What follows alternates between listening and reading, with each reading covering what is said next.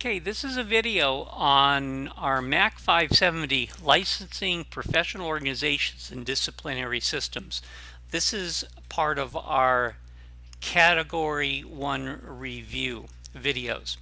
So let's go ahead and start out with the licensing side of this review, and that's with what we call the state boards of accountancy. Now, the state boards of accountancy are governmental entities which include the 50 states and 4 U.S. territories that license accountants to use the designation as certified public accountant and perform attest functions. Now, each of these jurisdictions are independent of each other and they operate separately, meaning that in some cases they may have the same rules, in other cases they may have different rules. We'll talk about some of those here now.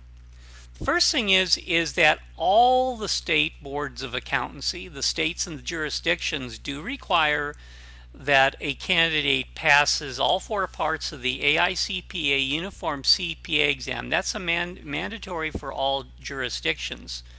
Okay, the State Board of Accountancy can have different requirements for passing the exam, for licensing, for education qualification, experience, and even residency requirements. These can vary from jurisdiction to jurisdiction. And as an example, if we talk about education requirements, in the case of Ohio requires 150 hours to sit for the CPA exam, to sit for the CPA exam, and then they require 150 hours for the license. In the case of Pennsylvania requires 120 hours to sit for the exam and then 150 hours to license. So even though these states border each other, they have different requirements for education for taking the exam, and then similar requirements for the licensing side. In the case of Texas requires 3 to 4 accounting courses be taken in person as opposed to being online. So Texas basically is limited online accounting education programs in favor of in-person education programs for qualifying to sit for the exam.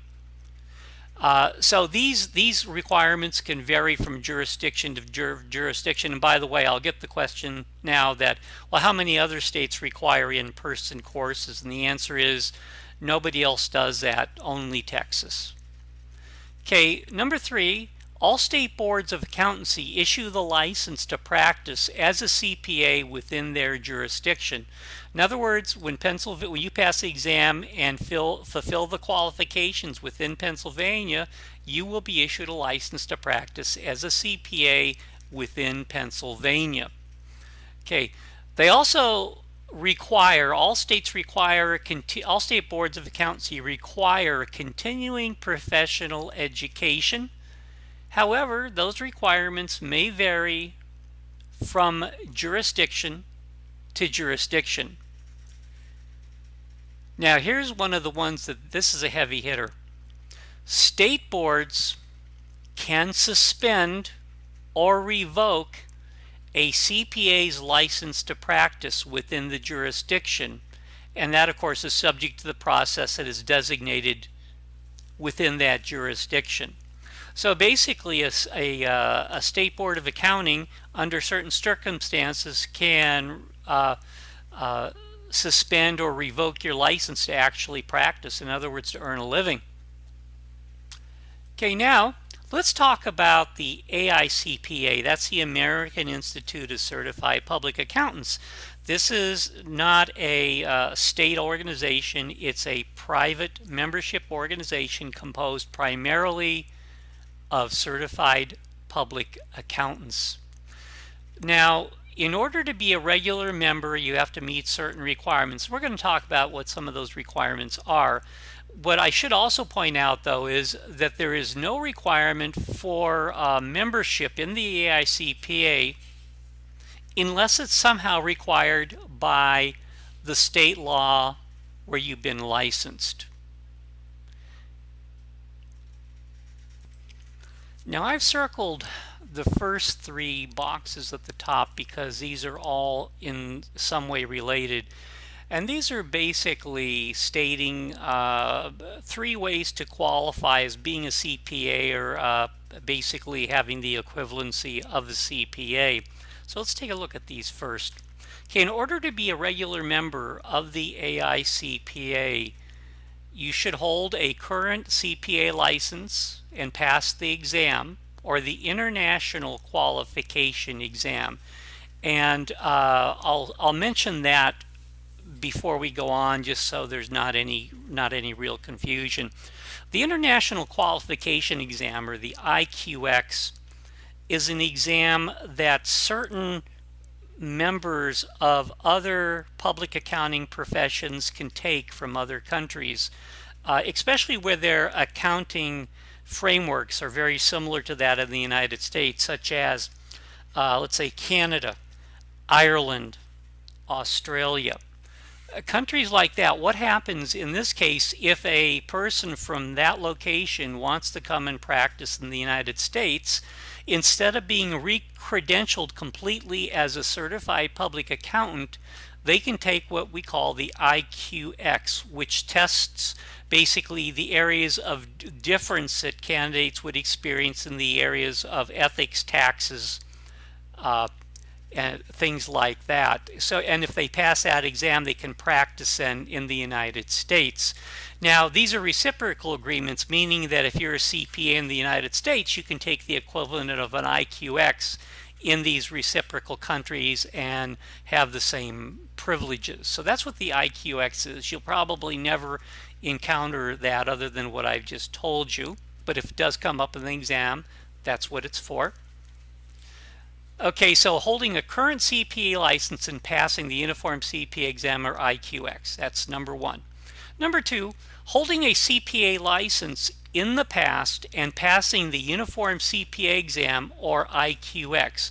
What that means is if you've held a CPA license in the past and you pass the exam, obviously, what that's saying is, let's say that you're retired. You don't need a license anymore, but you still can be a member of the CPA because you held a license in the past. Also, a number of people who go out from public practice into private practice no longer maintain their license because they just don't need it anymore, and they don't want to have to put up necessarily with the cost of maintaining the license. So they'll basically put their license into inactive and they won't have a license, but this still qualifies. Lastly, then, completing the requirements for CPA licensure as defined by the Uniform Accountancy Act, but have never been licensed. We'll talk a little bit more about that in the Uniform Accountancy Act towards the end of this presentation. But these represent three ways basically you could qualify as a CPA or the equivalent of a CPA. Okay, the next thing is you've had to earn a bachelor's degree in at least 150 semester hours and in an accredited institution.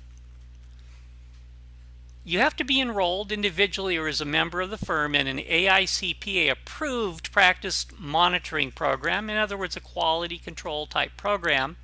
Now, that's only if it's if the work you're doing if the work you're doing is it does require some type of quality control monitoring. So if you don't have anything like that, as an example, if you're a professor in accounting, such as myself, I'm not subject to that rule because I don't do any type of work that requires quality monitoring in the sense of, you know, doing a regular audit. So I don't, that particular requirement doesn't apply in my case. Also, you must meet CPE standards, generally 120 hours over a 3-year reporting period, although that can be different based upon the state that you're in. Oh, also, probably the most important thing to the AICPA, you have to pay dues, interestingly enough. And by the way, they are not inexpensive. Then the last thing is you have to conform to the AICPA Code of Professional Conduct. Okay, with that now we talked about some of the attributes of membership in the AICPA. Now we're going to talk a little bit about disciplinary proceedings within the AICPA. Now remember, the AICPA is a private membership organization. It does not belong to a state board of accountancy. So let's go on and take a look at these proceedings. Okay, the first thing is the Professional Ethics Division. If you get called by these guys, you know it's not going to be necessarily a really good day. But basically, the Professional Ethics Division investigates ethics violations, and that's typically from complaints from the public or other members or whatever regarding some activity that the CPA had engaged in. And the Professional Ethics Division can impose sanctions such as typically remedial continuing professional education or other type of education programs. If the violations tend to be more serious, they're sent on to another organization called the Joint Trial Board. Now, the Joint Trial Board has a lot more power, and the Joint Trial Board imposes membership sanctions such as censure, suspension, or expulsion from membership within the AICPA. So they can censure you within the AICPA, or they can suspend your membership or expulse you from the AICPA. And there is a letter that comes out periodically called the CPA letter, and the CPA letter publishes suspensions and expulsions. Now, individuals who have been found in violation by the Joint Trial Board can appeal those violations to what they call the Full Trial Board. And the Full Trial Board is kind of like the U.S. Supreme Court. It is a source of appeal of the Joint Trial Board's decisions, but the decision it makes in the end is the final decision. And whatever recommendations were made along with that decision will be applied to that member. Now, there are some cases where the recommendations are automatic, and these are automatic expulsions. And these occur whenever the violation is a result of committing a felony, willfully failing to file a tax return, and lastly, aiding in the preparation or filing a fraudulent tax return on the member's or a client's behalf. Now let's go on to the enforcement actions, kind of a comparison between the different organizations we've been talking about. I've got 3 different levels of organizations here. I have the AICPA, which is a private membership organization. I have the State Society of CPAs, in the case of Pennsylvania Institute of CPAs, again, which is a private membership organization. And then the last one is the State Board of Accountancy, which is the licensing authority within the jurisdiction. Now, any or all three of these organizations can handle ethics violations. And the interesting thing is an ethics violation can happen at the AICPA level, and the question is, does it get to the State Society or the State Board of Accountancy? And basically the bottom line is it depends. What this says here is these are separate organizations, but most have agreements that allow a violation at one level to be referred to the other applicable authorities through what is called the Joint Ethics Enforcement Program, or JEEP, J-E-E-P, where an ethics violation, if it's bad enough, by the AICPA can be referred to a state society, and that can be, and the AICPA can refer that to the State Board of Accountancy also, or they can work the other way. So let's take a look at the disciplinary mechanisms and the impact. Okay, we take a look at entity first, and then we're going to talk about the most aggressive discipline that can occur, and then the last thing, the impact. So we take a look at entity, and we go with the American Institute of Certified Public Accountants. The most aggressive discipline you can probably experience is what we call expulsion. In other words, you're thrown out of the society. So the impact is a loss of membership. In the case of a state society, such as the Pennsylvania Institute of Certified Public Accountants, again, the most aggressive discipline is being thrown out of the state society, and again, that results in a loss of membership. Okay, if in the case of the State Board of Accountancy, the most aggressive discipline can be the revocation of your license to practice, which means you are no longer permitted to practice. You're permitted in public practice within the state.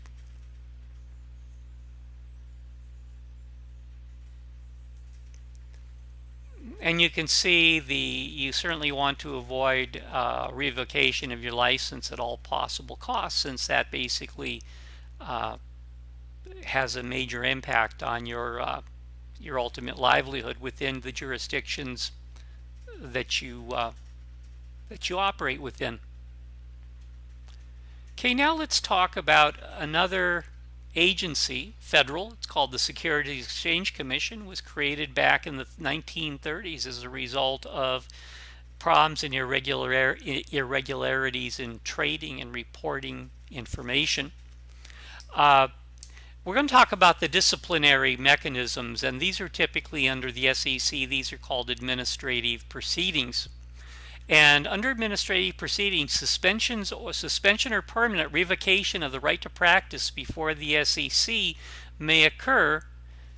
Also, the SEC may impose civil fines or forfeitures. When I say suspension or permanent revocation under right to practice, that means you can't appear on behalf of your client before the SEC, or you cannot sign or certify or anything else on behalf of your client for the SEC under those conditions. So it could be suspension or permanent revocation. Now, under these administrative proceedings, typically these proceedings occur when the CPA themselves are not qualified to provide adequate representation for their client. That can occur. Or if the SEC finds that the CPA lacks integrity, or the CPA has engaged in unethical conduct, or if the CPA has been convicted of a felony, or the CPA has gone through a revocation or suspension of their practitioner license by the State Board of Accountancy. Now let's talk about another organization called the PCAOB, the Public Company Accounting Oversight Board. We're going to talk about a little bit about the background, the inspection process, and then the disciplinary proceedings of the PCAOB. Now, the PCAOB was created as a result of the SOX Act of 2002, and the PCAOB is a quasi-public entity. In other words, it's really a private corporation. It reports to the Securities and Exchange Commission. The PCAOB was created back in 2002 when the government decided that because of the number of financial companies going through financial restatements because of misstating earnings back in the late 1990s and early 2000s was shaking the confidence in U.S. capital markets. Were saying that basically, I can no longer believe what I'm reading, and if you can't believe what you're reading, that's going to destroy your confidence in your capital markets, which is basically going to destroy the values that sit out in those capital markets. So what the government said is, AICPA, you've done a really poor job regulating your profession, so we're taking that from you. And now we're going to create this independent quasi-public entity called the PCAOB that is going to go and regulate the profession for you. So again, the PCAOB ultimately reports to the Securities and Exchange Commission. And basically, in order to prepare financial statements for a client or provide attest functions to what we call listed clients. In other words, those are clients that have to be registered with the Securities and Exchange Commission. In other words, pretty much publicly traded clients. So in order to prepare financial statements or provide attest functions for publicly traded clients, the CPA firm must register with the PCAOB.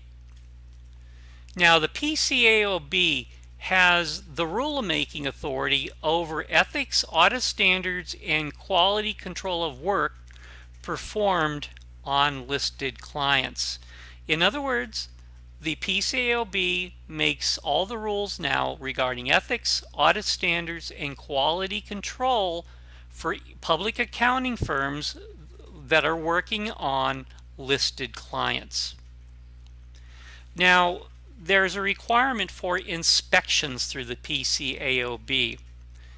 And the requirements are inspections have to be performed annually. Inspections meaning we'll talk about that in a second. Annually, if the firm issues more than 100 reports for issuers, in other words, listed clients each year, they have to be inspected annually. Or every 3 years if the firm issues 100 or less reports for issuers each year. Okay, during a re-inspection, all attestation engagements are subject to review. Also, the inspections include a review of audit and quality control standards. Now let's take a look at another part of the PCAOB, which is reporting. Reporting to the public accounting firms, reporting to the PCAOB. Okay, registered firms must provide an annual report each year, and it's called Form 2. And it has to detail the audit reports issued by the firm, and also it has to have information on disciplinary information on members of the firm. Also, registered firms must provide special reports within 30 days of specified events, and this is called Form 3. And this includes mundane administrative matters such as changes in a firm's primary contact information, or it can also be other substantive type of matters, including the institution of certain types of legal proceedings against a firm or its personnel. Now, the PCAOB can also go through disciplinary proceedings, and it typically does this through administrative proceedings, and it may temporarily suspend or revoke a firm's, in other words, a public accounting firm's, or individuals' registration with the PCAOB. And if they suspend or revoke your registration, that means you're no longer allowed to perform audits or prepare work for publicly traded clients. Also, the PCAOB can impose penalties of up to $15 million. Now, the PCAOB, being a private company, it does not have the power to subpoena. However, it does report to the SEC, and the SEC does have the power to subpoena in case a public accounting firm is being difficult. Now, with that, let's go to a couple of fairly approximately 4 questions regarding licensing, professional organizations, and disciplinary systems. So let's start off with the first multiple choice question.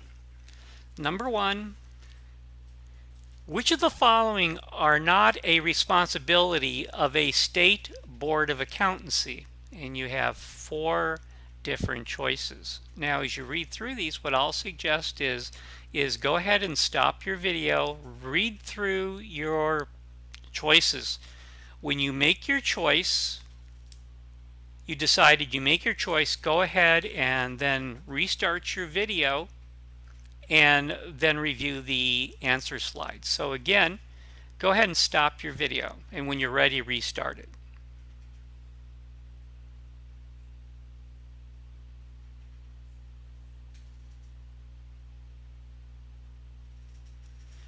Okay, number 1, which of the following are not a responsibility of a state board of accountancy? And what we see is, we see that D, it says as conform with the Uniform Accountancy Act. Now at the bottom you see part of my presentation about the different responsibilities of the State Board of Accountancy, and these include A, conducting disciplinary investigations concerning acts that could result in the suspension or revocation of a CPA's license to practice within the jurisdiction. That's one of the responsibilities. B, setting continuing education requirements which practitioners must meet to maintain their license within the jurisdiction. That's a responsibility. C, establish a criteria for qualifying to sit for the CPA exam, issuing licenses to practice as a CPA. Again, that's another responsibility. The last area is conform with the Uniform Accountancy Act. Now, I mentioned the Uniform Accountancy Act in the beginning of this presentation, and again, you're most likely not going to see this term appearing on the exam, but you should know what it is just in case. And what I've done is I've recreated the description of the Uniform Accountancy Act from the AICP website, and it says the AICPA and National Association of State Board of Accountancy, NASBA, Uniform Accountancy Act, UAA, is what they call an evergreen model licensing law developed to provide a uniform approach to the regulation of the accounting profession. What this means is the Uniform Accountancy Act is a model act on the states should strive to try to get their state laws to conform to this model act. And we call it an evergreen model because this model is never done. It's changing as things change in the profession, so this model may be updated. Now, states can pick and choose what they want to update or change within or even ignore in the Uniform Accountancy Act. It's up to them. But that's why you see most states have adopted at least a large portion of this act, and that's why you see a number of the states have similar but not the exact same laws. So I just wanted to make you aware of that. Let's try question number 2. Which of the following would not result in an automatic expulsion from the membership of the AICPA? And again, watch these negatives, okay? Which of the following would not result in an automatic expulsion? You're given 4 choices. And again, as I mentioned, you'll want to stop the video, and when you're ready with your answer, restart your video again.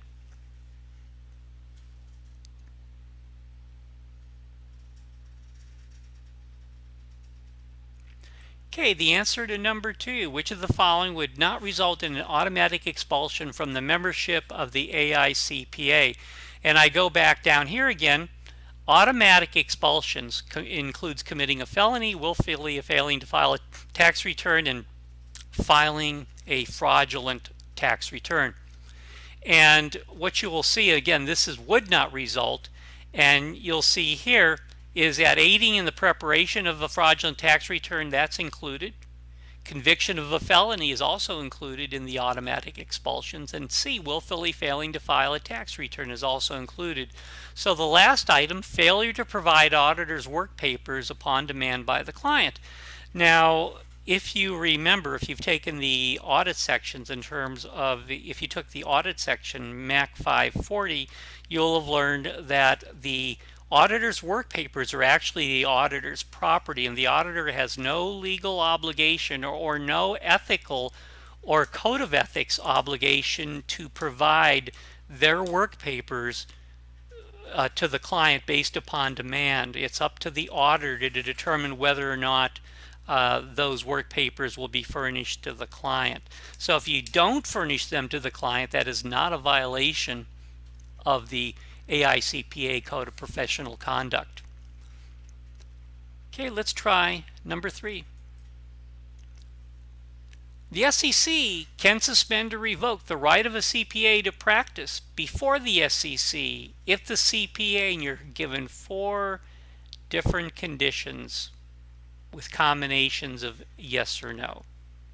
Again, stop the video, and then when you're ready with your answer, go ahead and restart your video.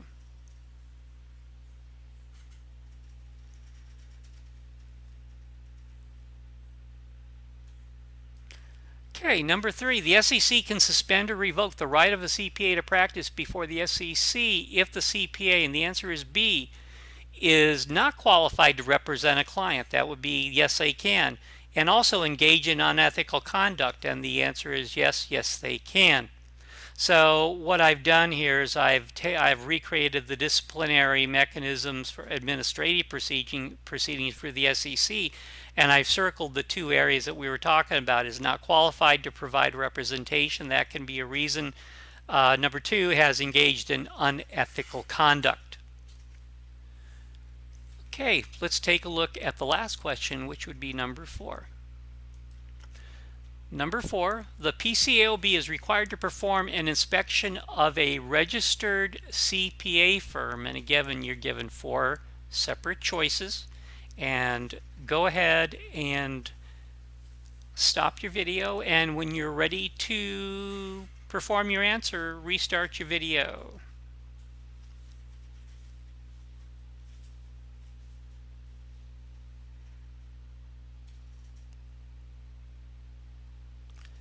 Okay, the answer, the PCAOB is required to perform an inspection of a registered CPA firm, and the answer in this case,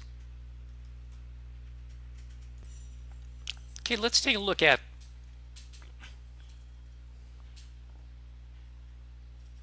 starting at 15.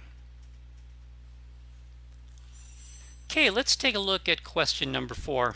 The PCAOB is required to perform an inspection of a registered CPA firm, and you're given some of the possibilities of inspection periods. So go ahead, and when you have a chance, stop your video, and then when you're ready with your answers, go ahead and restart the video.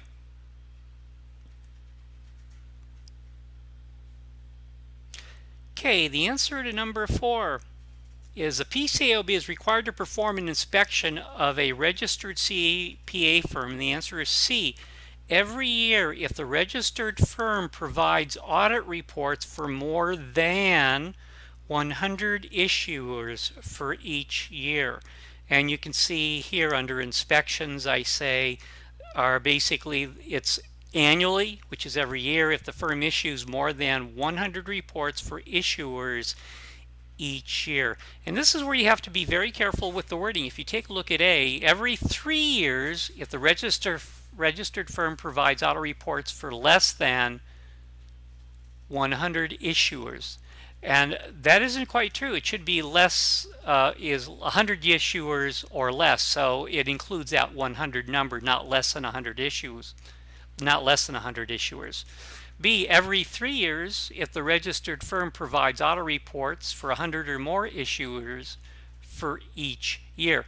Well, again, that would be annually if we have more than 100 issuers. C is correct. Then in D, every other year, which is not correct because it's either every year or every 3 years.